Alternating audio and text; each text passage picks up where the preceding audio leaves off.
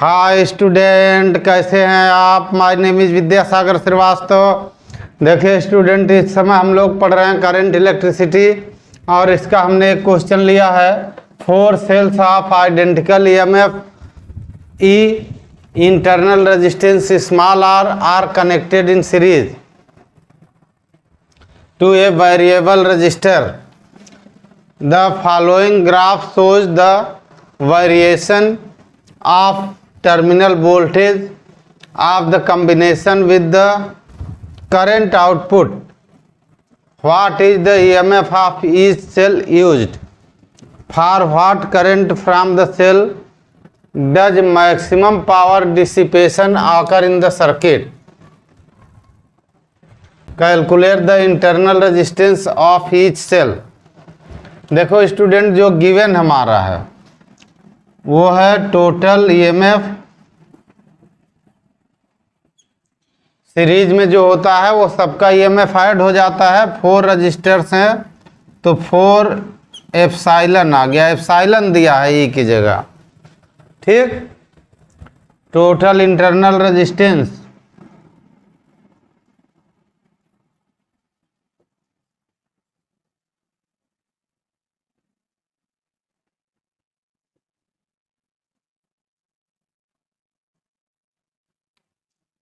ये हो जाएगा 4R।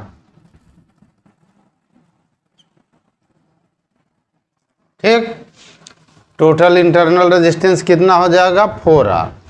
अब यहाँ देखो स्टूडेंट, जो मैक्सिमम वैल्यू है V की टर्मिनल वाले की वो 4E के इक्वल होती है। ठीक,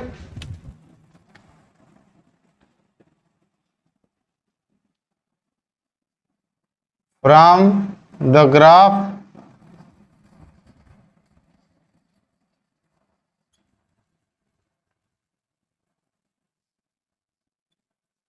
ठीक, फ्रॉम द ग्राफ जो 4E हो गया वो 5.6 होगा।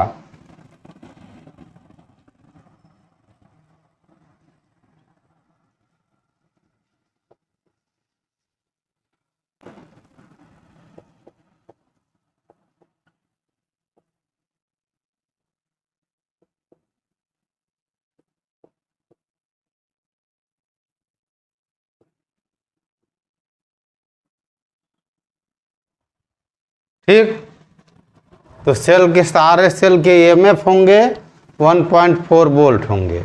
Second part, for maximum power dissipation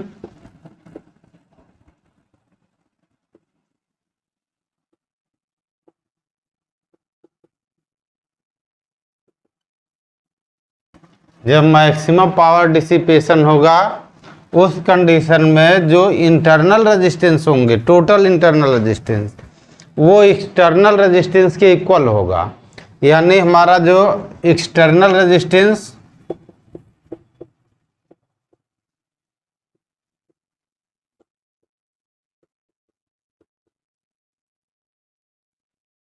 capital R is equal to 4R होगा।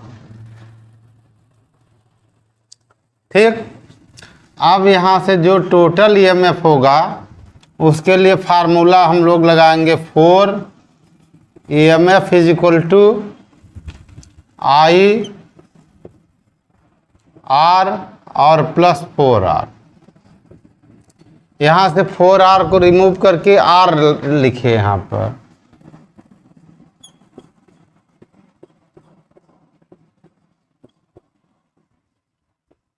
ठीक, ये हो गया हमारा 2IR हो गया। ठीक, 4E है एप्सिलॉन नॉट, पढ़िए ई पढ़िए, वो बात एक ही है। 4 एप्सिलॉन नॉट की वैल्यू 1.4 दे रखा है तो ये हो गया 4I इंटू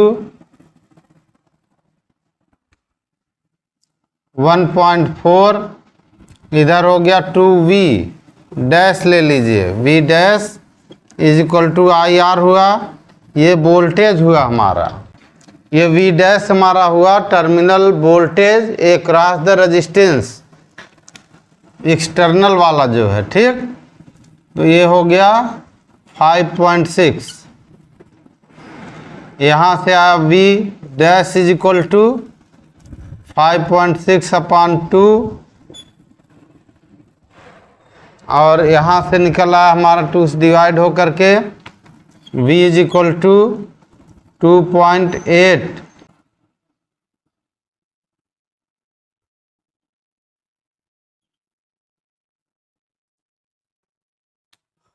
अब हमें निकालना है करंट इसके रेस्पेक्ट में, ठीक।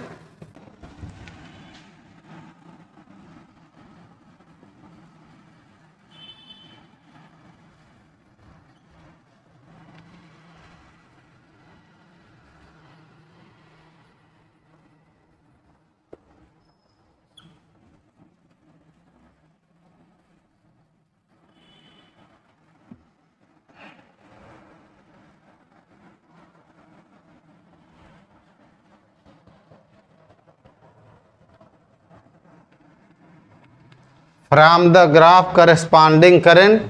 अब देखो स्टूडेंट, यहाँ 2.8 आ रहा है, अगर हम इसको ऐसे मिला दें यहाँ पे तो इसके अकॉर्डिंग करंट 1 एम्पियर आ जाएगी। तो करंट आई हो जाएगी 1.0 एम्पियर, ठीक। Now V dash is equal to I R हुआ, ठीक। यानी V dash is equal to हुआ I into 4R। We dash हमारा कितना आया है यहाँ 2.8 आया है वी डैश, ठीक। तो ये हो गया 2.8। इसके रेस्पेक्ट में करंट कितनी आई 1.0 इंटू 4R हुआ। इससे R की वैल्यू आ जाएगी, R इज इक्वल टू हुआ 2.8/4, यानी R इज इक्वल टू हमारा आ गया 0.7 ओम। ये आंसर हुआ, ठीक। अब पहले देखो student, total EMF 4 epsilon, total internal resistance 4R, ठीक, क्योंकि वहाँ एक का दे रखा है एप्सिलॉन और R, तो 4 सेल कनेक्ट हैं, 4 लिखा है तो 4 कनेक्ट है, इसलिए 4 ही हो गया और 4R हो गया, सीरीज दिया हुआ है, ठीक। फ्रॉम द ग्राफ, अब ग्राफ में जो टोटल फाइनल है ईएमएफ यानी टर्मिनल वोल्टेज वो 5.6 है, और ये मैक्सिमम वोल्टेज जो होता है वो टोटल ईएमएफ होता है।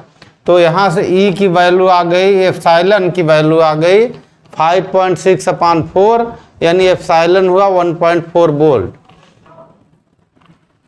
अब सबसे ज़्यादा पावर डिसिपेशन तब होता है जब इंटरनल रेजिस्टेंस और एक्सटर्नल रेजिस्टेंस इक्वल होते हैं। तो हमने एक्सटर्नल रेजिस्टेंस R सपोज किया और जो इंटरनल रेजिस्टेंस है वो 4R है, दोनों इक्वल होना चाहिए। इक्वल होना चाहिए तो 4 सेल के लिए जब हम टोटल कनेक्ट करेंगे तो 4 epsilon is equal to R और प्लस टोटल रेजिस्टेंस, यानी total EMF is equal to I plus total resistance लगाया हमने। 4R को रिप्लेस करके हमने कैपिटल R कर दिया, तो ये हो गया I इंटू 2R हो गया, ठीक।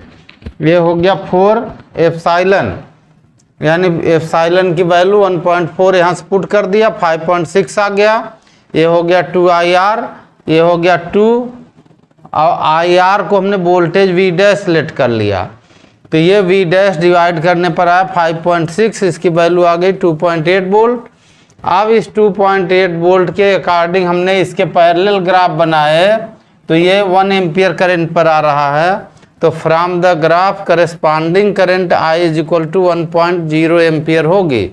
इस पर मैक्सिमम पावर डिसिपेशन होगा, पावर लॉस होगा, ठीक। थर्ड पार्ट में हमें निकालना है इंटरनल रेजिस्टेंस, तो हमने यही का फार्मूला अप्लाई किया यहाँ का, देखो ये formula V is equal to IR, ठीक। तो V dash is equal to IR है। अब R हमारा कितना है 4 स्मॉल r है, तो R को हटाया हमने 4 स्मॉल r रखा, वी डैश यहाँ हमारा 2.8 है और करंट आई हमारी 1 एम्पियर रख दिया और ये 4R आ गया तो R की वैल्यू आ गई 0.7 ओम। ओके स्टूडेंट, आप हमारा चैनल देखते रहिए, लाइक और सब्सक्राइब करते रहिए और अपना ज्ञान बढ़ाते रहिए। Good day students.